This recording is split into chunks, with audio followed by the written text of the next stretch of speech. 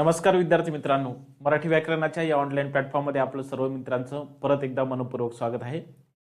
आज आपण आजच्या तासिकेत प्रयोग नावाचा घटक अवघ्या 10 मिनिटांमध्ये पूर्ण करणार आहोत आणि हे जे काही प्रयोग नावाचं प्रकरण आहे तर अतिशय सखोल पद्धतीने आपण 10 मिनिटांमध्ये पूर्णच्या पूर्ण रिवाइज करणार आहोत। बघा, मी तुम्हाला थोडक्यामध्ये प्रयोगाच्या बाबतीमध्ये काही माहिती सांगतो। प्रयोग म्हणतात कशाला, तर कर्ता कर्म क्रियापद यांच्या परस्पर संबंधाला प्रयोग म्हणत असतो। आपण याच्यापूर्वी वाक्यातील कर्ता आणि कर्म नेमकं ओळखायचं कसं तर हे आपण शिकलो। तर सुरुवातीला जर तुम्ही कर्ता कर्म कसं ओळखायचं जर हे तुम्ही लेक्चर बघितलेलं नसेल तर तुम्ही सुरुवातीला ते लेक्चर बघून घ्या आणि त्याच्यानंतरच तुम्ही या लेक्चरवर यायचं आहे। कारण प्रयोग नावाचा घटक तुम्हाला लवकरात लवकर शिकण्यासाठी तुम्हाला कर्ता आणि कर्म नेमकं वाक्यातील कसं ओळखतात हे माहिती पाहिजे। कारण त्या कर्ता आणि कर्मावरच संपूर्ण प्रयोग नावाचं जे काही प्रकरण आहे तर ते आधारित आहे। तर सर्वात महत्त्वाचं प्रयोगाची आपण व्याख्या पाहू। तर प्रयोगाची व्याख्या आपल्याला अशी करता येईल, कर्ता कर्म क्रियापद यांच्या परस्पर संबंधाला आपण काय म्हणत असतो, प्रयोग असं म्हणत असतो। प्रयोग म्हणजे रचना करणे किंवा मांडणी करणे असा त्याचा अर्थ होतो। आणि या प्रयोगाचे जे काही मुख्य प्रकार आहे तर या प्रयोगाचे मुख्य 3 प्रकार पडले जातात। तर ते तीनही प्रकार मी तुम्हाला इथं एका टेबलवर दाखवलेले आहे। प्रयोगाचा पहिला प्रकार आहे ज्याला आपण कर्तरी प्रयोग असं म्हणत असतो, हा प्रयोगाचा पहिला प्रकार आहे।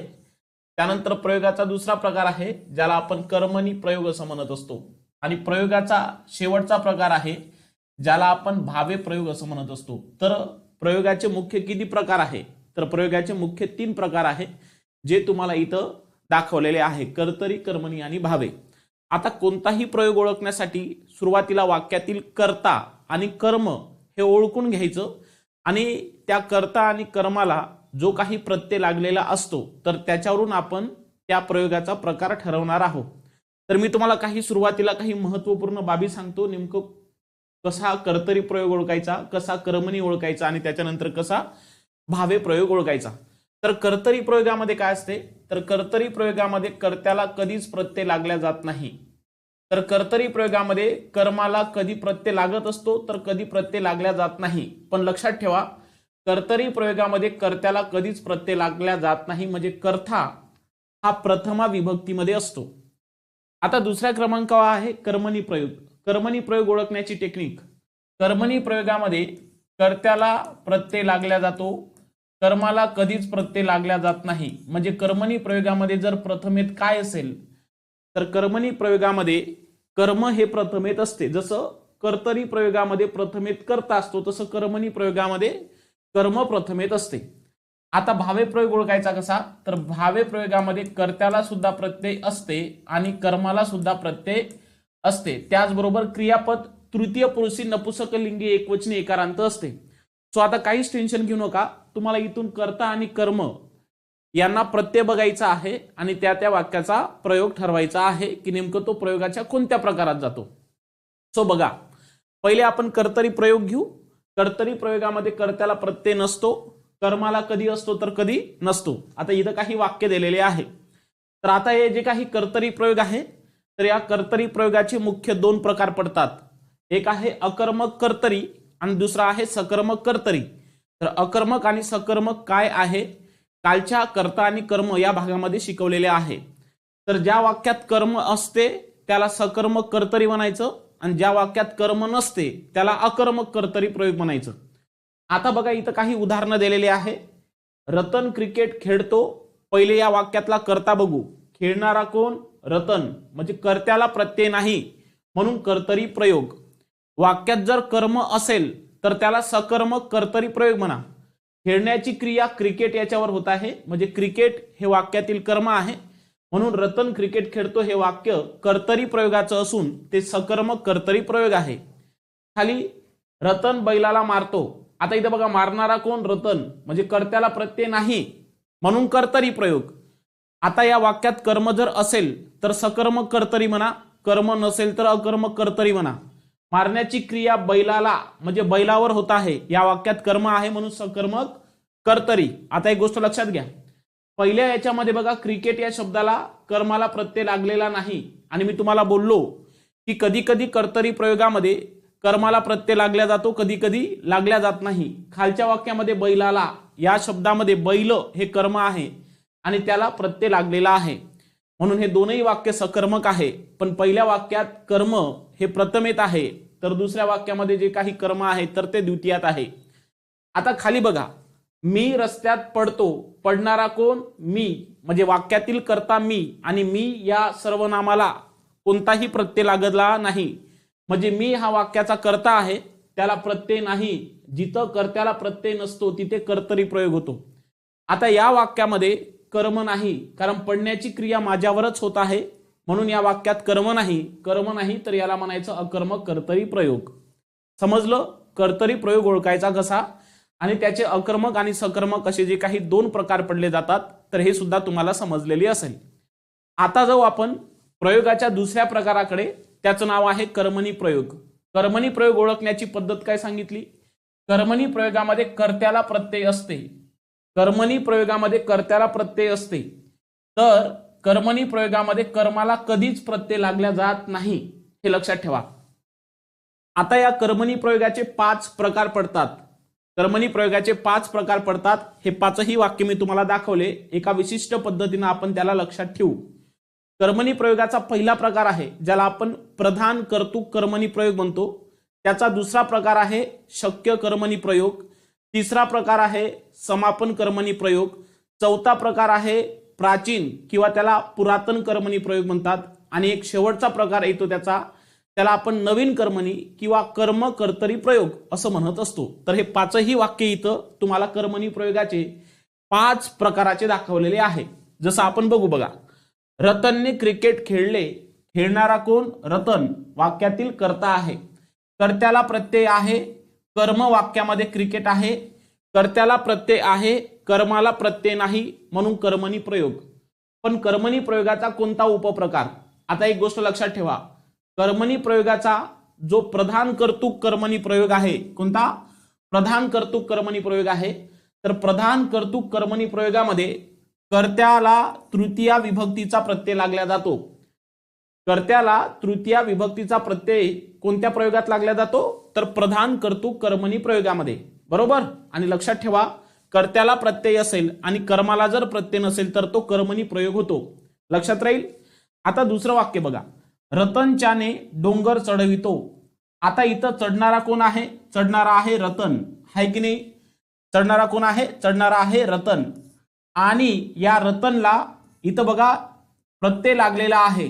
जर एखादी कर्त्याला प्रत्यय असेल आणि जर कर्माला प्रत्यय नसेल तर असं वाक्य कर्मणी प्रयोगाचं असते. कर्त्याला इथं बघा प्रत्यय लागलेला दिसतो, परंतु क्रियापदाच्या रूपावरून कर्त्याला क्रिया करण्याचं सामर्थ्य दाखवत आहे. रतनच्याने डोंगर चढवितो म्हणजे हे शक्य क्रियापद आहे. आणि अशा पद्धतीचं जर सकर्मक वाक्य असेल, कसं? शक्य क्रियापदाचं वाक्य असेल आणि शक्य क्रियापदाचं वाक्य असून ते सकर्मक असेल तर याला आपण शक्य कर्मणी प्रयोग म्हणायचा आहे. समजलं? कारण कर्मणी प्रयोगामध्ये कर्म असावंच लागते. विदाऊट कर्माशिवाय कर्मणी प्रयोग होत नाही. पुढे बघा, रतनकडून बैल बांधला गेला. बांधणारा कोण? रतन, वाक्याचा कर्ता. या रतनला बघा कडून नावाचा प्रत्यय लागलेला आहे किंवा कडून नावाचा शब्दयोगी अव्यय लागलेला आहे. आता इथं बघा रतनला प्रत्यय लागला म्हणजे रतन वाक्याचा कर्ता आहे. कर्त्याला प्रत्यय आहे, कर्माला प्रत्यय नाही, म्हणून कर्मणी प्रयोग. कर्त्याला कडून नावाचा प्रत्यय लागत असेल, कर्त्याला कडून नावाचा प्रत्यय लागत असेल तर अशा वेळेस त्याला आपण कर्म कर्तरी किंवा त्यालाच आपण नवीन कर्मणी प्रयोग असं म्हणत असतो. जर कर्त्याला कडून नावाचा जर प्रत्यय लागत असेल तर त्याला आपण कर्म कर्तरी किंवा नवीन कर्मणी प्रयोग असं म्हणत असतो. कर्त्याला कडून हा प्रत्यय लागला जातो. त्याच्यानंतर बघा, त्वा काय कर्म करिजे लघु लेकराने. त्वा काय कर्म करिजे लघु लेकराने. जर एखादी वाक्याची रचना जर प्राचीन मराठीतील असेल आणि क्रियापदाला जेव्हा बघा क्रियापदाला जेव्हा जे, जेले आणि जे जे या पद्धतीचे जर प्रत्यय लागत असेल आणि वाक्य हे प्राचीन मराठी भाषेतील असेल तर अशा वेळेस कर्मणी प्रयोगाचा हा प्राचीन किंवा त्याला पुरातन कर्मणी प्रयोग म्हटलं जातं. तुम्ही इथं जेवढे काही वाक्य लिहिले तर तेवढ्याही वाक्याच्या वेगळ्या पद्धतीचं वाक्य इथं वाटत असेल. तुवा काय कर्म करीजे लघु लेकराने, नळे इंद्रासी ऐसे बोली जले, अशा पद्धतीचे वाक्य हे प्राचीन किंवा पुरातन कर्मणी प्रयोगामध्ये येतात. कर्मणी प्रयोगाचा एक शेवटचा प्रकार आहे बघा, रतनचे काम करून झाले. इथं करणारा कोण आहे? रतन. त्याला षष्ठी विभक्तीचा प्रत्यय लागला आणि करण्याची क्रिया होत आहे कामावर. म्हणजे या वाक्यात कर्त्याला प्रत्यय आहे की नाही? कर्त्याला प्रत्यय आहे म्हणून याला कर्मणी प्रयोग म्हणायचं. आणि या वाक्यामध्ये कर्त्याला षष्ठी विभक्तीचा प्रत्यय आहे. वाक्यामध्ये कर्त्याला कशाचा प्रत्यय आहे? षष्ठी विभक्तीचा. त्याचबरोबर हे जे काही वाक्य दिसते हे वाक्य संयुक्त क्रियापदाचं आहे आणि या संयुक्त क्रियापदाच्या रूपावरून क्रिया पूर्ण झाली असा त्याचा बोध करून देत आहे. रतनचे काम करून झाले म्हणजे क्रिया पूर्ण केलेली आहे. आणि जर अशा पद्धतीचं करून झाले, लिहून टाकले, अशा पद्धतीनं वाक्य आले तर ते वाक्य समापन कर्मणी प्रयोगाचं असते. कोणत्या? समापन कर्मणी प्रयोगाचं असते. म्हणून शेवटचं उदाहरण आहे समापन कर्मणी प्रयोग. काय लक्षात आलं? मी तुम्हाला 2 मिनिटांमध्ये सांगतो कसं. जर एखादी कर्ता तृतीया विभक्तीत असेल तर त्याला प्रधान कर्तृक म्हणा. जर एखादी शक्य सकर्मक क्रियापद असेल तर त्याला शक्य कर्मणी प्रयोग म्हणा. जर एखादी कर्त्याला कडून नावाचा शब्दयोगी अव्यय लागत असेल तर त्याला आपण नवीन कर्मणी किंवा कर्मकर्तरी म्हणा. एखादी प्राचीन मराठीतील वाक्य असेल किंवा क्रियापदाला जे जे जे जेले या पद्धतीचे प्रत्यय लागत असेल तर त्याला आपण प्राचीन किंवा पुरातन कर्मणी म्हणा. आणि जर एखादी कर्ता षष्ठी विभक्तीत असेल आणि क्रिया जर या पद्धतीनं पूर्ण होण्याची असेल तर अशा वेळेस त्याला समापन कर्मणी प्रयोग म्हणायचं. तर हे होतं प्रयोगाचा दुसरा प्रकार. आता आपण प्रयोगाच्या तिसऱ्या प्रकाराकडे जाणार आहोत. त्याचं नाव आहे भावे प्रयोग. कोणता प्रयोग? भावे प्रयोग. भावे प्रयोग ओळखण्याची पद्धत काय आहे? कर्त्यालाही प्रत्यय असते आणि कर्मालाही प्रत्यय असते. पण एक गोष्ट लक्षात ठेवा, जसं कर्तरी प्रयोगामध्ये अकर्मक आणि सकर्मक असे 2 प्रकार पडतात तसे प्रकार कर्मणी प्रयोगामध्ये पडत नाही. परंतु जसे कर्तरी प्रयोगामध्ये प्रकार पडले तसेच प्रकार भावे प्रयोगामध्ये पडतात, अकर्मक आणि सकर्मक. आणि याच्या पलीकडे सुद्धा वेगळे वेगळे पडतात. तर ज्या भावे प्रयोगात कर्म असते त्याला आपण सकर्मक भावे म्हणू. ज्या भावे प्रयोगात कर्म नसते त्याला आपण अकर्मक भावे प्रयोग म्हणू. बघू आपण वाक्य. फक्त लक्षात ठेवा कसं ओळखायचं. कर्त्याला आणि कर्माला प्रत्यय असते बघा. रतनने बैलाला मारले. मारणारा कोण? रतन हा वाक्याचा कर्ता आहे. मारण्याची क्रिया बैलावर होत आहे. बैल वाक्याचं कर्म आहे. इथं बघा कर्त्यालाही प्रत्यय आहे, कर्मालाही प्रत्यय आहे, म्हणून याला म्हणायचं भावे प्रयोग. या वाक्यात कर्म आलं की नाही म्हणून याला म्हणायचं सकर्मक भावे प्रयोग. ओके. बघा खाली, रतनने शेतात जाऊ नये. जाणारा कोण? रतन. रतन हा वाक्याचा कर्ता. जाण्याची क्रिया कोणावर होत आहे? रतनवरच. म्हणजे बघा इथं वाक्यातील जो काही कर्ता आहे तर त्याला प्रत्यय आहे पण वाक्यात कर्म आलेलं नाही म्हणून याला म्हणायचं आपण अकर्मक भावे प्रयोग. तुमच्या मनात शंका येईल, सर कर्त्याला प्रत्यय आहे म्हणून कर्मणी प्रयोग नाही का? मी तुम्हाला काय बोललो? कर्मणी प्रयोग होण्यासाठी वाक्यात कर्म असावंच लागते. अकर्मक वाक्याचा कधीही कर्मणी प्रयोग होत नाही. फायनल. आता त्याच्यानंतर बघा खालचं वाक्य, रतनचे बैलास मारून झाले. रतनचे बैलास मारून झाले. आता इथं बघा मारणारा कोण आहे? रतन. मारण्याची क्रिया कोणावर झाली? बैलावर. आता एक गोष्ट लक्षात ठेवा, कर्त्यालाही प्रत्यय आहे आणि कर्मालाही प्रत्यय आहे आणि मारून झाले म्हणजे क्रिया पूर्ण झाली. क्रिया पूर्ण झाली म्हणून याला म्हणायचं समापन भावे प्रयोग. इथे बघा रतनचे काम करून झाले. इथं कर्माला प्रत्यय नव्हता, कर्त्याला होता, कर्माला नव्हता आणि संयुक्त क्रियापदाच्या रूपावरून क्रिया पूर्ण झाली असा बोध झाला म्हणून याला समापन कर्मणी म्हटलं. इथं कर्माला प्रत्यय आहे, कर्मणी प्रयोगात तेच आहे, कर्माला प्रत्यय नसते, कर्म प्रथमांत असते. इथं बघा रतनचे बैलास मारून झाले. वाक्यातील कर्ता रतन आणि कर्म आहे बैल. कर्ता कर्माला दोघांनाही प्रत्यय आहे आणि मारून झाले म्हणजे क्रिया पूर्ण झाली म्हणून याला समापन भावे प्रयोग म्हणतात. खाली बघा, मला आज मळमळते. मळमळणे, मळमळते ही एक भावनेची स्थिती आहे. कशी आहे ती स्थिती? याचा अर्थ हे जे काही वाक्य आहे, तर आपण क्रियापदाच्या प्रकारामध्ये शिकलो, हे भावकर्तृक क्रियापद आहे. कोणतं आहे? भावकर्तृक क्रियापद आहे. एक गोष्ट आता इथं लक्षात ठेवा, याच्यानंतर कोणतंही वाक्य जर भावकर्तृक क्रियापदाचं आलं तर हे वाक्य नेहमीच भावे प्रयोग तर असतेच, पण भावे प्रयोगाचा प्रकार जर विचारला तर त्याला आपण अकर्तृक भावे प्रयोग म्हणायचं, किंवा त्याला भावकर्तरी प्रयोग असंही म्हणतात. काय म्हणतात? भावकर्तरी प्रयोग असंही म्हणतात. भावकर्तृक क्रियापदाचं कोणतंही वाक्य आलं तर त्याला आपण अकर्तृक भावे प्रयोग किंवा भावकर्तृक भावे प्रयोग असं म्हणायचं आहे. मला आज मळमळते, आज सारखे गडगडते, कात्रज जवळ जाताना सांजावले, हे सर्व जे आहे तर ते भावकर्तृक क्रियापदाचे उदाहरण आहे. हे सर्व उदाहरण तुमच्या अकर्तृक भावे प्रयोगामध्ये येते, अर्थात भावे प्रयोगात येतात. एक शेवटचं बघा, पापात्मके पापे नरका जायजे. पापात्मके पापे नरका जायजे. मोरो केशव दामले यांचं पुस्तक जर वाचलं तर प्राचीन भावे प्रयोगाची जी काही उदाहरणं आहे, प्राचीन भावे प्रयोगाचे दोनच उदाहरणं पाहायला भेटतात. हे बघा इकडे, त्वा काय कर्म करिजे लघु लेकराने. हे वाक्य जरी लक्षात ठेवले नाही, पण इकडले दोन वाक्य लक्षात ठेवा. मी जे सांगतो एक वाक्य इथं लिहिलं आहे, पापात्मके पापे नरका जायजे, हे वाक्य प्राचीन भावे प्रयोगाचं आहे. आणि पुण्यात्मके पुण्ये हे स्वर्गा जायजे, हे आहे भावे प्रयोगाचं, पण त्याला प्राचीन भावे प्रयोग असं म्हटलं जातं. हे दोनच वाक्य इथं लक्षात ठेवायचे. आता एक शेवटचं बघा, रतनच्याने आता हसविते. आता इकडे बघा जरा, इकडे बघा, रतनच्याने डोंगर चढवितो, आणि या वाक्यात बघा रतनच्याने आता हसविते. हे वाक्य शक्य क्रियापदाचं आहे आणि हे सुद्धा वाक्य शक्य क्रियापदाचं आहे.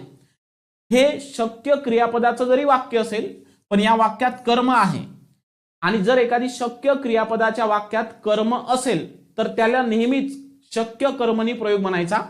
पण इथं बघा, हसणारा आहे रतन, हसण्याची क्रिया रतनवरच होत आहे, आणि शेवटी शक्य क्रियापद आहे पण वाक्यात कर्मच नाही. म्हणजे हे कसं आहे? शक्य क्रियापद तर आहे पण हे अकर्मक वाक्य आहे. आणि जर एखादी शक्य क्रियापद असणारं वाक्य असेल आणि असं वाक्य जर अकर्मक असेल तर याला नेहमीच आपण शक्य भावे प्रयोग म्हणायचं. शक्य अकर्मक क्रियापदाचा कधीही शक्य कर्मणी प्रयोग होत नाही. शक्य कर्मणी प्रयोगाचं वाक्य हे नेहमी शक्य सकर्मकच असते. समजलं? तर अशा पद्धतीने हे आपले प्रयोगाचे मुख्य 3 प्रकार होते. आता या प्रयोगाच्या मिश्रणातून एक नवीन प्रयोग निर्माण होतो.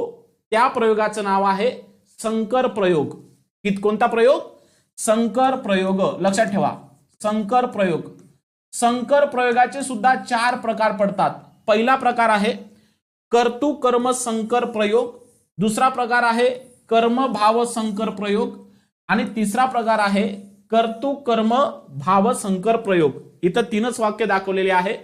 कर्तृ कर्म, त्यानंतर कर्म भाव, आणि त्याच्यानंतर कर्तृ कर्म भाव संकर प्रयोग. एक महत्वाचं याच्यामध्ये प्रयोग दाखवलेला नाही, पण काही हरकत नाही, मी तुम्हाला सांगतो. आता कर्तृ कर्म म्हणजे काय? तर कर्तृ म्हणजे कर्तरी आणि कर्म म्हणजे कर्मणी.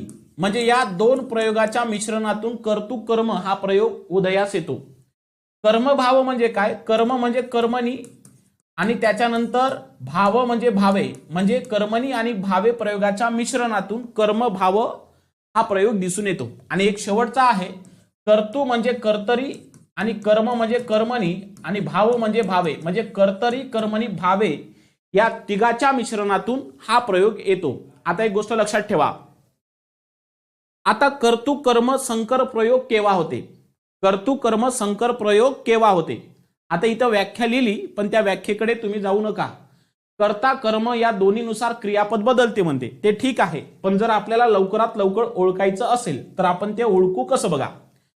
आता इथं तुम्हाला इथं बघा, इथं कर्तृ दिसत आहे, बरोबर? इथं काय दिसत आहे? कर्तृ दिसत आहे, आणि इथं सुद्धा कर्तृ दिसत आहे. आणि एक प्रयोगाचा प्रकार आहे, मी इथं मधामध्ये लिहितो त्याला, एक आहे कर्तृ भाव संकर प्रयोग. कर्तृ भाव संकर प्रयोग हा एक 4था प्रकार आहे. एक फोकस करा, जिथं जिथं कर्तू नावाचे शब्द दिसत आहे, जिथं जिथं कर्तू नावाचे शब्द दिसत आहे तिथं मी हायलाइट करतो. आणि एक गोष्ट लक्षात घ्या, जिथं कर्तू नावाचा शब्द दिसतो कर्तू, तर कर्तू कोणताही प्रयोग असेल, कर्तू कर्म किंवा कर्तू कर्म भाव किंवा कर्तू भाव, कर्तू नावाचा कोणताही प्रयोग होण्यासाठी वाक्यामधला जो काही कर्ता आहे तर तो तू किंवा तुम्ही पाहिजे. कर्तू कोणताही प्रयोग होण्यासाठी, कोणताही कर्तू नावाचा प्रयोग होण्यासाठी, म्हणजे कर्तू कर्म असेल, कर्तू भाव असेल किंवा कर्तू कर्म भाव असेल, हे जे काही कर्तू जिथं नाव आहे तर ते प्रयोग होण्यासाठी वाक्यातील कर्ता हा का पाहिजे, तू किंवा तुम्ही पाहिजे. एवढं कन्फर्म झालं? यस. आता कर्त्याला म्हणजे कर्ता जर तू असेल तर क्रियापदाला स नावाचा प्रत्यय असेल आणि कर्ता जर तुम्ही असेल तर क्रियापदाला त नावाचा प्रत्यय असेल. काहीच टेन्शन घेऊ नका, समजून सांगतो. आता इथे बघा, कर्तू कर्म संकर प्रयोगामध्ये बघा, तू आंबा खाल्लास, खाणारा कोण, तू. हे बघा, तू वाक्याचा कर्ता आहे म्हणून तो कोणता तरी कर्तू प्रयोग होणार आहे. तो कर्म होईल का? नाही. कर्म भाव संकर प्रयोगात कधीही तू किंवा तुम्ही हे कर्ते नसते. हे पहिले शॉर्टकट लक्षात ठेवायचं. तू आंबा खाल्लास, खाणारा कोण आहे, तू, म्हणजे तू वाक्याचा कर्ता आहे, बरोबर आहे. आणि इथं बघा, आंबा हे वाक्याचं काय आहे, कर्म आहे. मग मला सांगा, तू वाक्याचा कर्ता आहे म्हणून हा कर्तू प्रयोग होणार आहे, हे फिक्स आहे. आंबा हे वाक्याचं कर्म आहे, पण या आंब्याला प्रत्यय लागला का? नाही. आंब्याला प्रत्यय लागला का? नाही. मला सांगा, कर्माला प्रत्यय कुठं लागल्या जात नाही? कर्माला प्रत्यय कर्मणी प्रयोगात लागल्या जात नाही. म्हणजे इथं बघा, हे आंबा हे प्रथमा विभक्तीत आहे म्हणून याला म्हणायचं आपण कर्तू कर्म संकर प्रयोग. कर्तू कर्म संकर प्रयोग. तुमच्या मनामध्ये शंका येईल, सर हा कर्तू भाव नाही का? इथं बघा, भावे प्रयोगामध्ये कर्माला आणि कर्त्याला दोघांनाही प्रत्यय असते, पण इथं तू हा कर्ता आहे म्हणून कर्तू, परंतु कर्म प्रथमा विभक्तीत आहे म्हणजे कर्माला प्रत्यय नाही म्हणून कर्तू कर्म, कारण कर्मणी प्रयोगात कर्म प्रथमेत असते. एक खाली बघा, तू आंब्यास खाल्लेस, तू आंब्यास खाल्लेस, बरोबर आहे. तू आंब्यास खाल्ले हे उदाहरण येणार नाही, हे कर्तू भाव संकर प्रयोगामध्ये येते. हे मी वाक्य इथं लिहितो बघा, हे वाक्य मी इथं लिहितो. तर तुम्हाला कर्तू कर्म समजला असेल. कर्तू कर्म मध्ये सर्वात महत्वाची अट कशी आहे की कर्तू मध्ये तू किंवा तुम्ही वाक्याचे कर्ते येतात आणि कर्ते जर आले आणि जर कर्माला जर प्रत्यय नसेल तर तो कर्तू कर्म असतो. दुसरा आहे ते म्हणजे कर्तू भाव संकर प्रयोग. कर्तू भाव संकर प्रयोग कसं? आता मी हेच वाक्य लिहितो बघा, तू आंब्यास खाल्ले, तू आंब्यास खाल्ले, तू आंब्यास खाल्ले. आता बघा, हे कर्तू भाव संकर प्रयोग आहे. कसं? आता या वाक्याचा कर्ता कोणता आहे? तू आहे. तू आहे म्हणजे तो कर्तू कोणता तरी प्रयोग असेल.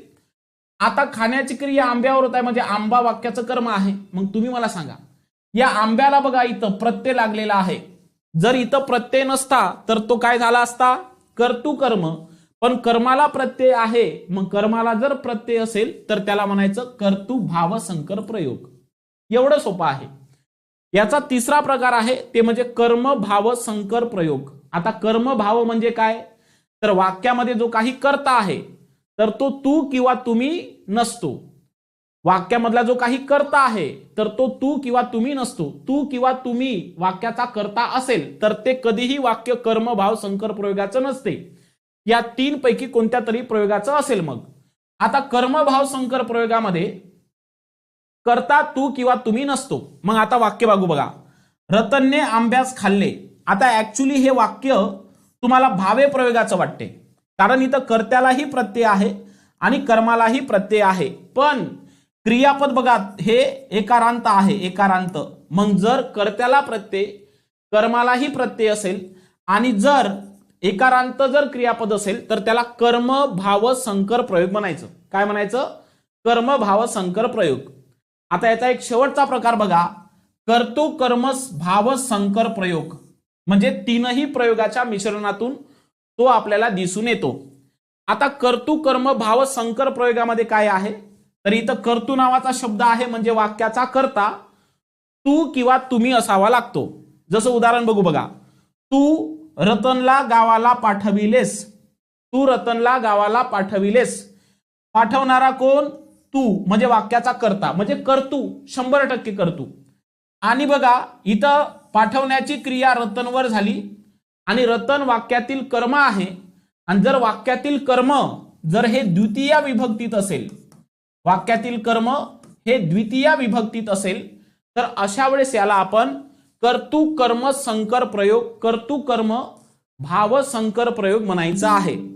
तुम्हाला समजलं असेल की इथं सर्वात महत्वाचं हे जे काही वाक्य लिहिलेले आहे, तर हे वाक्य कर्ता तू आहे आणि जे काही कर्म आहे तर ते द्वितीय विभक्तीमध्ये आहे, म्हणून त्याला म्हणायचं आपण कर्तृ कर्म भाव संकर प्रयोग.